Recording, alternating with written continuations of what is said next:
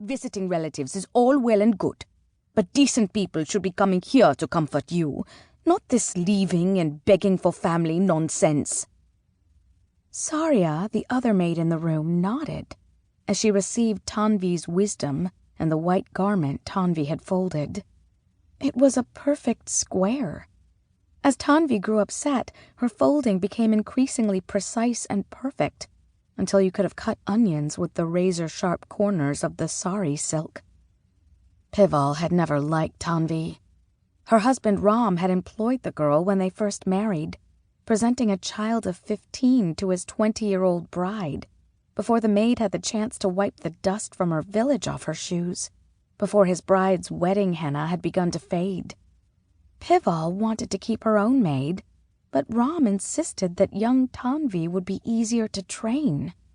At the time, Pival had accepted the new servant as an indulgence, one of the many Ram, then so generous, lavished on her. As Tanvi grew from Pival's maid into a kind of housekeeper, directing all the servants around her with an iron fist, she wondered if Ram had known even then that his wife would be lacking in authority, and had found a servant who could act as a substitute. That, too, she had seen as a kind of kindness, a thoughtfulness on Ram's part, making up for her deficits, anticipating her flaws. It wasn't until years later that Pival realized Ram didn't want a servant more loyal to Pival and her family than to him. He had built himself an ally who would turn against Pival when needed.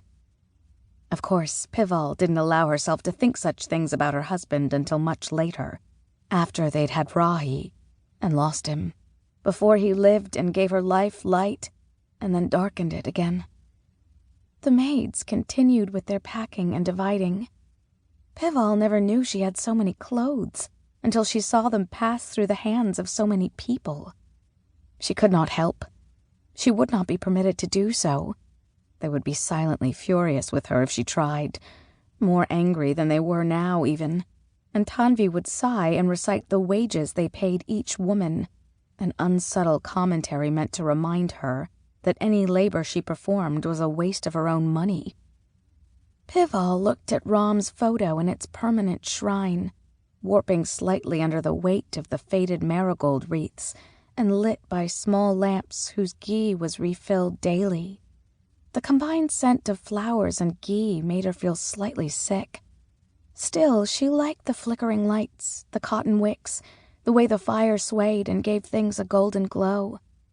She was obligated, she knew, to treat Ram's picture as a sacred object, to give it offerings like she would an idol. He didn't deserve such a place in anyone's home. Perhaps that was what made her feel ill, and not the smell at all. Looking around, Pival realized that the maids had started unpacking the carefully sorted trunks and boxes. At her gasp, Saria looked up, her large eyes wide. "It's bad business. Best not to do it. What will people say?" Tanvi shook her head in agreement, clucking like a chicken. "Going such places, begging old relatives to take you in? You will lower yourself, madam. What would Sir think? Who does such a thing?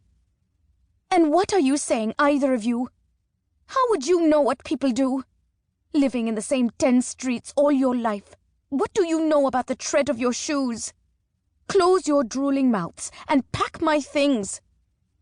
Tanvi stared at Pival, her mouth wide in surprise. Saria had already begun to cry, her childish wails filling the air between them. Pival had shocked even herself. She was never so articulate in Bengali, and she never got angry. While Ram Sengupta might have raised his voice at the servants, Pival rarely spoke above a soft tone, making most people strain toward her when she talked. It was one of her husband's many criticisms of her. He had called with disdain her a little squeaky mouse. Pival had tried to speak louder. She had gone to a breathing seminar taught by a prestigious doctor turned guru to improve her lung capacity and diaphragm control. She had even seen a throat and larynx specialist, who informed her that what she lacked was not strength of voice, but strength of confidence.